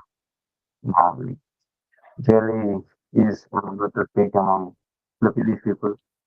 These all of my I passed out from NIT Andhra very recently, like in 2023. So this AlmaConnect initiative you took is really like so advantageous to all the students of NIT because as they are like, especially for fourth years, final years, they are having placements and they are having lots of doubts. They want to get them clear. So this is like the good initiative from AlmaConnect team. Not just to them, I am like totally fresher into the corporate world, like in just 2 to 3 months I'm into the corporate world. And in this session, this particular session, I learned a lot from these seniors. These all of them are seniors to me too. So this serves as a path for me also to know a lot of stuff which is happening like outside my path. So this is a good initiative. So to talk about myself, I work as a research engineer in CDOT. It's a government-based R&D company. It's a government-based, but not completely government. Like we work autonomously. We take the tenders and everything from the Department of Telecommunication. But how we implement that particular idea depends completely on us. We form as a team and then try to fix whatever thing they are having, whatever they want. We try to finalize the solution and then work on it indigenously. So CDOT is mainly like we work everything on our own. We don't take any particular product from outside, from foreign. We directly try to make everything on our own. So my speaking will be completely different from other speakers. So because this is not at all related to IT or something, this is totally different. It will be mostly useful for EC and triple people and some mechanical people also. Because mechatronics is a common thing for mechanical and EC people. Whatever I speak mostly will not be applicable for IT people, but yes, CDOT also offers IT roles. We also work on different cloud computing projects and different software development projects and many other related aspects. Even for management, also we have for finance, we have things. So that's it. If we'll proceed with the questions from. Yes, Subhash, like we just want to know your transition from NIT to CDOT. So why specifically CDOT, and how is your work culture there, and just general questions. If I were to talk about my transition, then I have to go to first year of my BTech. In like I joined NIT Andhra Pradesh EC, especially EC because I wanted to work in either electronics or telecom sector, but it didn't go so well. I mean, in my first year it was good because we have like all the subjects covered, not just related to EC or CSC. So like I like both EC, but I mean I even like the problem solving thing and I like the programming, like that the way how it works. I wasn't into programming before my tech, so I was introduced to it in my first year only. So after first year, like COVID happened and online classes, and The biggest mistake I have done is I didn't maintain contact with most of the seniors, especially from EC. I don't know much seniors. I knew a couple of CSC people, CSC seniors. I know Ketan, and he helped me in many like challenges for you know many programming related challenges. I used to teach him. Then many other seniors, not just seniors, super seniors. I knew couple of them from CSC and other branches, but they never knew any EC seniors. So it kind of affected me a lot. I didn't know what to prepare. Like in second year, we were introduced a lot of stuff, lot of new subjects. We were introduced to electronics, communication, signals, lot of things, and we were told much. I mean, the faculty did their job perfectly. They did whatever they tried to deliver. They did their work perfectly, but it was online education, so we couldn't get much. So what I decided was maybe I should try IT too. So like I kept my finger into everything. AI, ML, web development, many programming languages. I didn't know what language to look. There were a lot of questions. So I kind of got answered from internet and some seniors helped me with that. So in the end, I finally wanted to become a front end or full stack web developer. If I had the time to learn everything server side, then I wanted to become a full stack. But initially, I was good in front end stuff. I wanted to learn uh, React and everything in my second and third years. I wanted to become a proper front-end developer by the end of BTech. And when I came to my final year, uh, I mean there were many companies, but there were not many specifically about development side. Even in our batch placements, most of them were like generic, quite generic. They wanted quality analytical testing, something that kind of roles. But no proper development role, and my resume doesn't have that many IT skills. So it was hard for me to get into proper IT company. And the biggest mistake I did was I didn't have interest in Deloitte, to be honest, but I applied for it. And somehow I got into that, and my IT opportunity was closed. I mean, TNP has some rules. You can only apply for two, 180 and one course specifically for non-CSE branches. I think many of you already know that. So my IT opportunity was gone. So and it was very hard for me uh, to get an opportunity in off campus because the recession thing started, and like even if we apply to many companies, I mean the resume is not getting shortlisted. This is not just the case with me; it was the case with many of my peers, 2023 passed out people. So what there is one from Julie, so I wanted to address it here only. How to find opportunities off campus. So what I used to do was I used to like everyone, as many of you mentioned, like Naveena, Ketan, and Srikanth, everyone mentioned about LinkedIn, right? So LinkedIn is a very best platform. You will actually, if you actually scroll through the post, you will find what are the recent technologies that are in play, what are the vacancies, like especially for IT, what are the vacancies. Like you can tell what are the openings for which domain the openings are more. You can tell like AIML or developer. Earlier it used to be AML, but now the generic term is SD. SD doesn't actually mean developer, to be honest. They won't be doing exactly the web development or Android development. It varies from project to project. I don't know much about that, but LinkedIn is the best way. After LinkedIn, what I would suggest is if you are targeting a specific company, then there will be like a job section in that company's portal, careers. It will be named as careers or jobs. So basically, you need to register an account over there. That it will help you. Like for example, if there are very few vacancies in that particular role for that particular project, and specific skill set is required, then they will put that application in their career website first before putting that in LinkedIn, where their recruiters or something. So if you have an account over there, what will happen is you will be getting, a mail whenever the application is open or something, so that you will be ahead of many other people. Like for even if there are 10 vacancies or something, they will be getting thousands of applications if that is like super reputed company. So you need to apply fast and you need to have the right skill set. Like Pranav also already said there will be for the resume publishing, they will be using many software. So skill set is important. But if they got a lot of applications, then they will generally prefer the initial candidates in some companies at least. So that's one case. Then apart from that, being as an EC student, I initially focused on EC and slowly started working on IT skills. Then again, I realized maybe not many jobs will not be there if the recession is there. So I again moved into skill. I was while in my final year, I was properly waiting for any placement like EC related or CSC related, whatever I can get.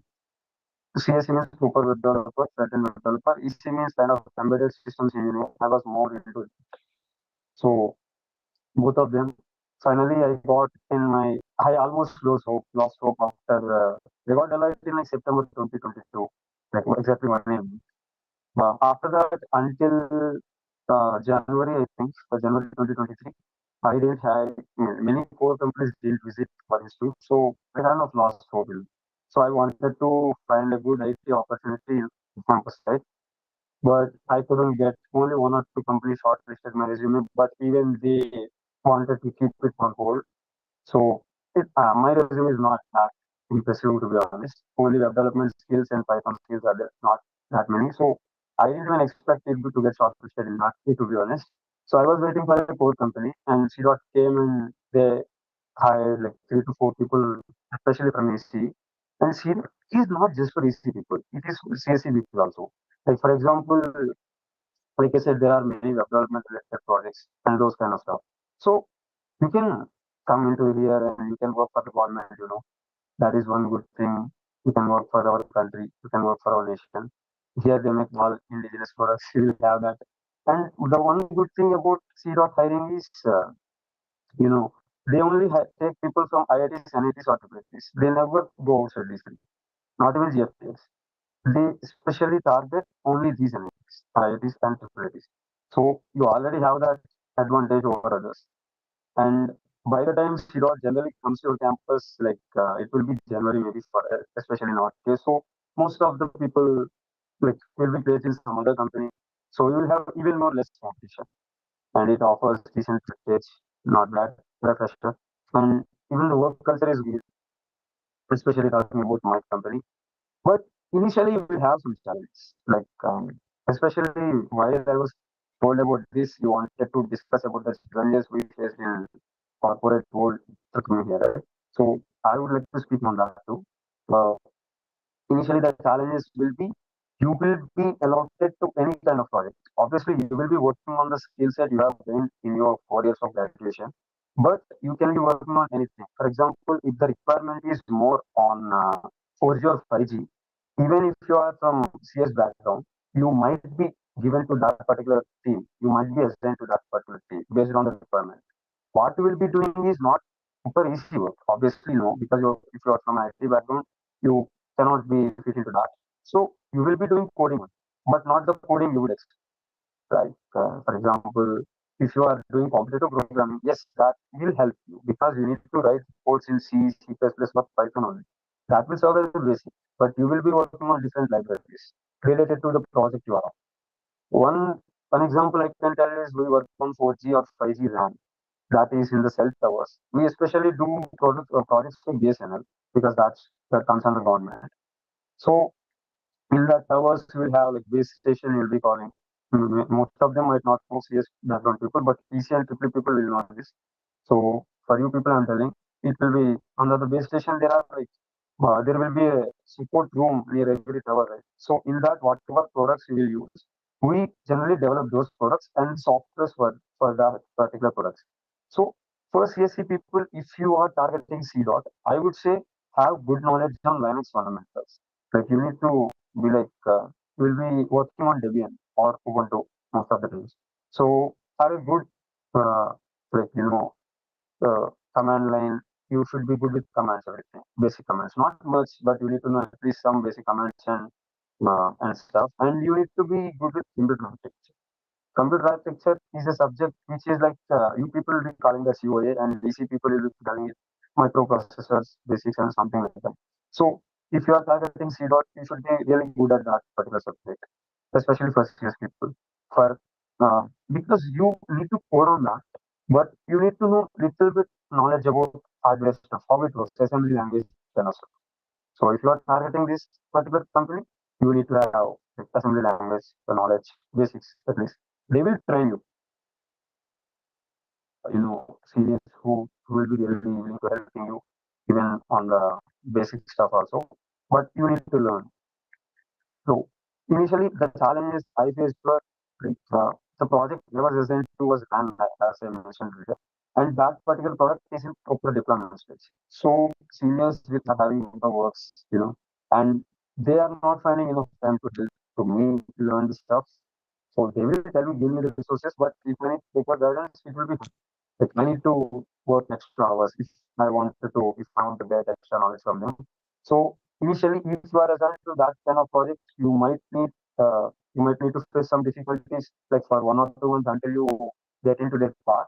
But if you have basic enough knowledge, then it will not be really hard here. It will be easy for you. So these are the challenges I faced in these 2 months, especially. I know I can't tell much because it's new for me. Whatever challenges I faced in my BTech, I have told, like, it was kind of weird path for me. This was not properly streamlined, and I moved into IT, like communication, lot of ups and downs. But finally, after this, I came to C dot and working on telecom. But what I would suggest for EC and triple people is don't just stay on one particular thing. If you are good at both IT and core related stuff, then you will have opportunities, like great opportunities. Especially if you are more focused on IT, then you are unable to get a job in because of recession. Then you can have core as a safe side opportunity. Same goes with the other way. Like if you are really interested in core, but you are really good at DS, then as a fresher, they won't expect much from you. All the IT opportunities I have seen, they like the job description is different, but what skill set they generally expect from you is everyone says this BSA, basic computer networks, operating systems, these kind of stuff they tell. Yeah, you need to have job specific skill set for sure. I'm not telling you shouldn't have them, but as a fresher for cracking the interview, these basic things are like mainly important. Fourth years already knew all this stuff. I'm telling this for the sake of second and third years because uh, they are having a lot of questions. What might be the skills they will be needing if they want to answer all the questions in a good way for their IT interviews. So these are the things I wanted to tell. What- So what are the challenges I face during my BTech career? Thank you, Subhash, for sharing your experience. It really, opens up our perspective to different categories because every time we see people who are going streamlined and process, but this actually gives hope for people who are actually confused or who are midway through and you're trying to get various across paths. And this is actually more in ground with our experiences as of now as well, because many people are right now in dilemma whether to write GATE or to go for abroad or to study to go for corporate here. And with the panel that was present here, it really was inspiring to hear the experiences from each one of them, and it was great hearing this from you as well, Subhash. And just one final thing that I wanted to ask you regarding is again the same question that I'll be that I was asking for everyone here. That is, in terms of hiring for C dot, like for other companies, definitely there are referral programs, there are career pages which are working out there. But for C dot being a PSU, does it have any referral program, or if it does, how can we Yes, reach sir. them? There is a referral program. I mean, you won't be taken directly as a research engineer. The role which you get when the campus visits you, like visits our institute, like on campus for on campus placement, referral. No. Maybe some seniors or team leaders, group leaders can refer you for that particular role, or at least there is one role for project engineering. That is on base like a contract basis. You won't be offered a permanent role. Initially, for 2 years, they will give you a contract. I mean, all the criteria are the same as for the research engineer role, which comes from campus. But there are some differences. You will be on a contract basis. Based on your work, your role might be permanent, might become permanent. Even for our roles as research engineers, this is not they won't call it permanent. They give us a contract from 5 years, but it never happened in the history of Zero that a person got removed from the company for this 5 year contract. It generally gets renewed if you are good at what you are doing for a project for the growth of Zero. It generally doesn't happen. But as you specifically mentioned about referral, what we freshers can do is we can offer a referral for uh, any third year or fourth year. who are good at that particular skill set. We can offer internships. Even you REs can do that. Even you research engineers can do that.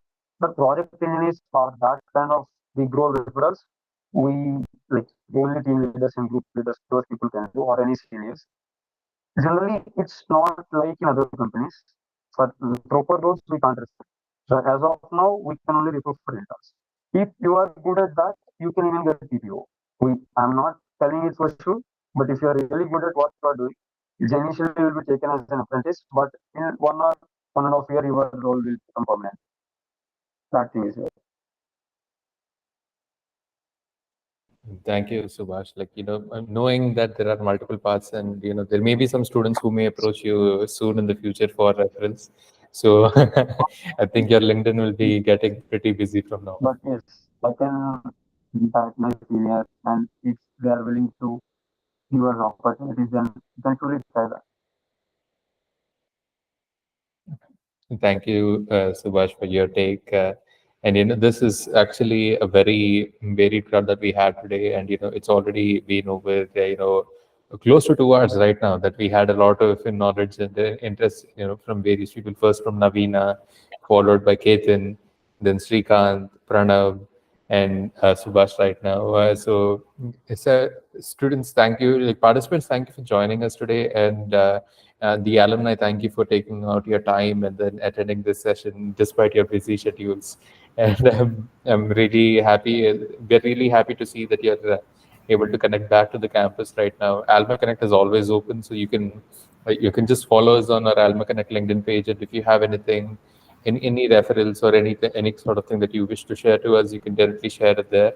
Or if you just want to connect with your own alumni too, you can use that as a channel for you to connect with your classmates and bond back the long lost connections. So that is what Alma Connect is meant for. And all of this would not have been possible without permissions and initiative from the Dean of Student Career Alumni International Relations, Dr. Karthik Seshadri, and Dr. Santosh sir as well, who is currently the Dean for Alumni, and Prabhavati ma'am, Dr. Prabhavati ma'am, for actually allowing me to proceed with these sessions and conduct these sessions.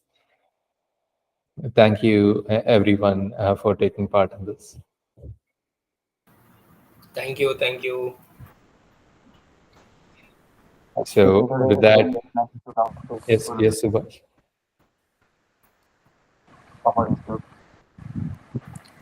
Yeah, thanks everyone. All the best. Thank you, One thing I Srikanth. want to do would be three main tips. Whatever you are learning, have confidence in yourself. People might be telling have the mind that will output master. If you think you have done enough research and if you think that is good for you, then have confidence in yourself. First point is that. And for placement, especially for this particular batch placement, I am being told by many juniors that many companies are not visiting and they are going hard on themselves. That is good to some extent, but have care on your physical health. That is really important. Don't work too much also. Like it's understandable that lot less companies are visiting right now, but keep an eye on your physical health also. That is really important. Don't code for long hours continuously and have an enough sleep. Like generally graduation people, BTech people, what they do less is like not having enough sleep. Have a good sleep. That is really important for you because uh, we already faced all these things. So I wanted to tell you not to repeat the mistakes and choose for especially for second and third years. Be fast in deciding your career opportunity. Like for example, if you are going towards IT, there are many opportunities, many technologies there. So like if you are planning for one particular thing, choose it like early enough so that you can work on that. As a fresher, you don't need much to get into a company, but if you don't want any difficulties after joining there, any problems, you should have enough basic knowledge. So decide your domain as soon as possible for all the first and second years. If you are able to do that by the end of your second year, then you have plenty of time before the placement time comes to you, and you will be enough knowledgeable in that. That's one suggestion because I put my finger into many stuff, and in the end, I don't have knowledge on not many things. Like I don't have knowledge on proper knowledge on even one particular domain. So I don't want you people to repeat that. This is just a suggestion for you guys. Thank you. That's my last. Thank you, Subhash, and for bringing that point, especially the fitness and the mental health point that you have brought. And I would just like to add one more thing, Ritik, if you may allow to do so. Please continue. Yes, I just wanted to say, create as much as memories when you are in the campus, right? Student life is the best life. True. So at the end of the day, only the thing that matters is your relationships that you have built, your wonderful memories with your friends, the campus that you always go across on a daily basis, and your faculty, so you will be missing all of them. You might not be understanding in the present moment, but once you are step out of the campus and you spend a couple of years, then you really understand the value of the relationships, the beautiful moments that you shared with your friends, and the fun talks and the fun laughs, then all the formal ragging stuff that you have done and everything, etc. I mean, all the events you share, everything matters. So you only remember this, but not the subjects or the books or anything of that sort. At the end of the day, I mean, everyone will be settled at one particular point of time. So only the time period may be the difference, but you will have to cherish and re-cherish and feel nostalgic about your college vibes that it has bring to you. Yeah, that's the only thing that I want to add. Thank you very much for Don't allowing get me to speak. into don't get Thank into you, Pranav. and it will not help you in your career anymore. You need to be a team player once you join any company. You cannot stop being an introvert and try to be active in many other activities that are happening in the college, for example, fest and association class. Try to take part in this so that you will be learning how to be a team player, proper team player. That is really important. I realized it late, but not really late. Like before my final year, I realized and I started not to be an introvert. So that kind of helped me a lot after coming here. So don't be an introvert. And suggestion.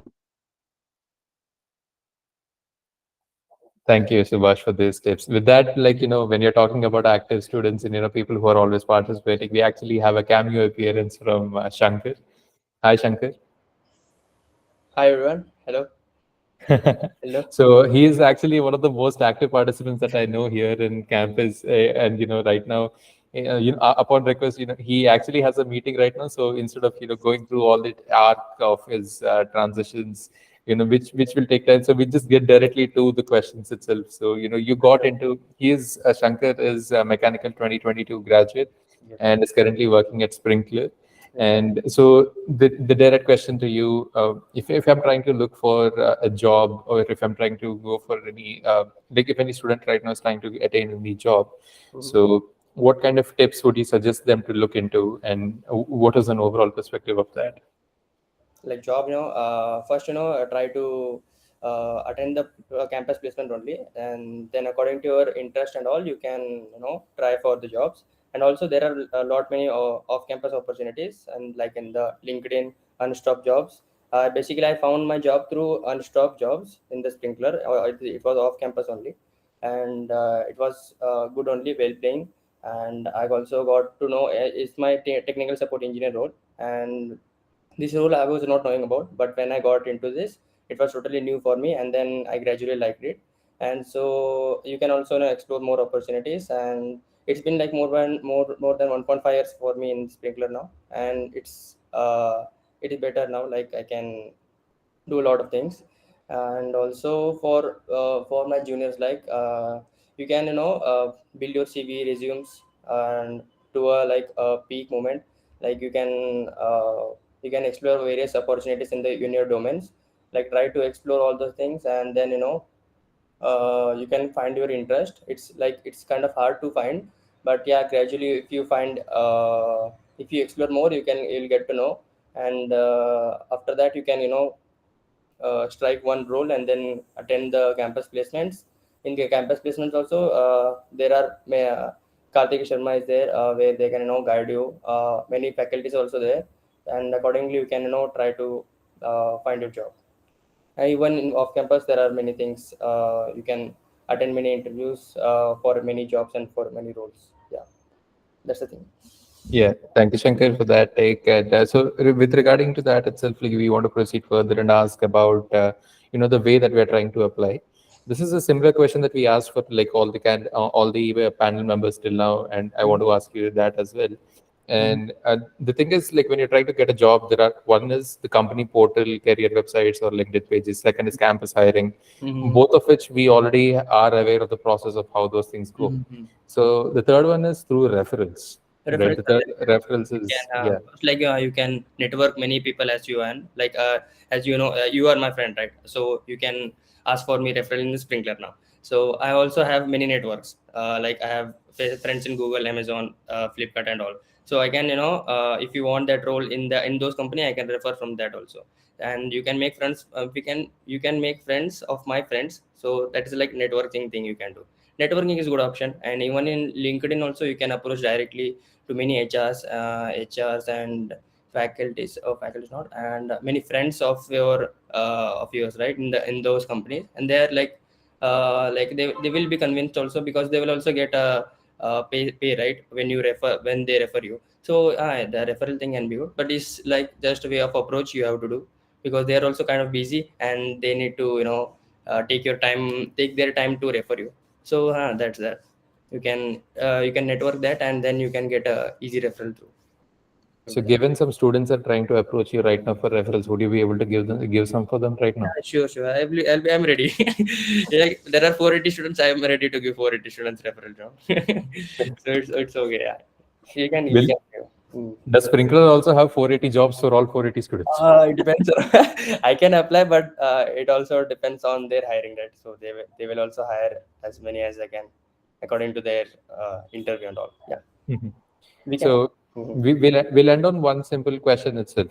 We want this is a question series that we have been asking for the past candidates. Now we'll only ask you this thing. Mhm. What are three tips that you wish you had known when you were in BTech? 3 tips we should know for when. Three tips, three suggestions or three tips or three ways of working, which you had known, if you wish you had known, like, assuming that you were in BTech, if three things that people would have told you that would have made your life easier. Okay, in BTech, when I was in BTech, I should have done that, Mm-hmm. right? You said, like, start early, like start preparing for the placements from the starting only, like first or second year.